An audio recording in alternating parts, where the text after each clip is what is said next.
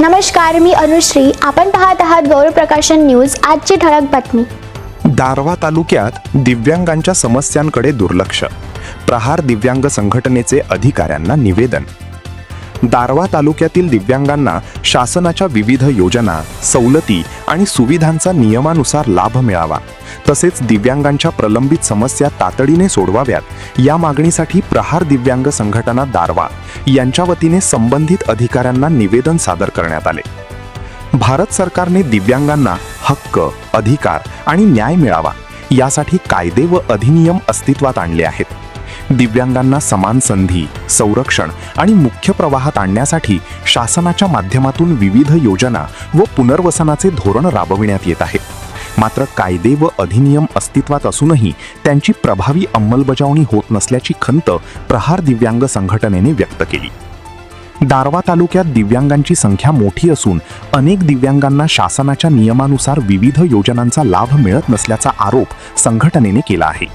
यामध्ये अंत्योदय ration card, इष्टांकानुसार धान्य, अपंग निराधार योजनेचे मानधन वेळेवर मिळणे, तसेच पात्र दिव्यांगांना योजनांचा लाभ मिळणे यांसह विविध मागण्यांचा समावेश आहे.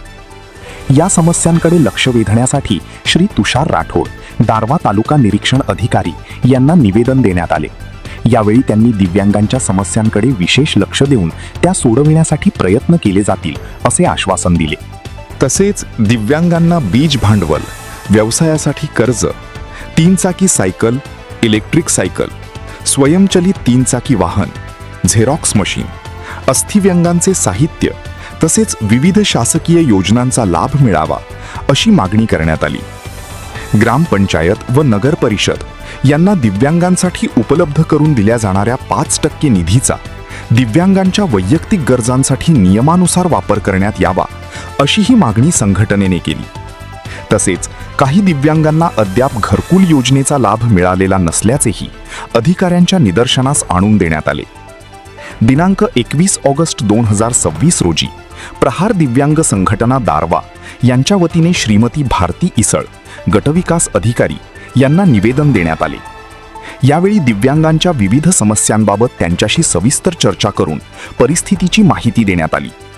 BDO इसळ मॅडम यांनी दिव्यांगांच्या समस्यांकडे यापुढे अधिक लक्ष देण्यात येईल अशी खात्री दिली.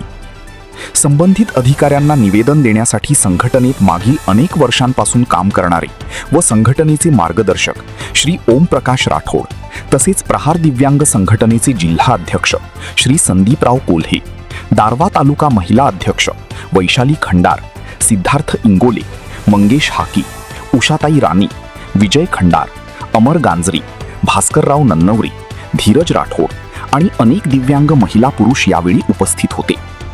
दिव्यांगांना शासनाच्या नियमानुसार त्यांचे हक्क, सुविधा आणि योजनांचा लाभ वेळेत मिळावा यासाठी प्रशासनाने या मागण्यांची गांभीर्याने दखल घेऊन तातडीने कार्यवाही करावी अशी अपेक्षा प्रहार दिव्यांग संघटनेने व्यक्त केली आहे. गौरव प्रकाशन न्यूज करिता कॅमेरामन शशिकांत रोडगेसह यवतमाळ जिल्हा प्रतिनिधी गणेशराव देशकरी. आपणास गौरव प्रकाशनची ही बातमी कशी वाटली कमेंटमध्ये अवश्य लिहा. गौरव प्रकाशन चॅनलला लाईक करा, शेअर करा, सबस्क्राईब करा. धन्यवाद.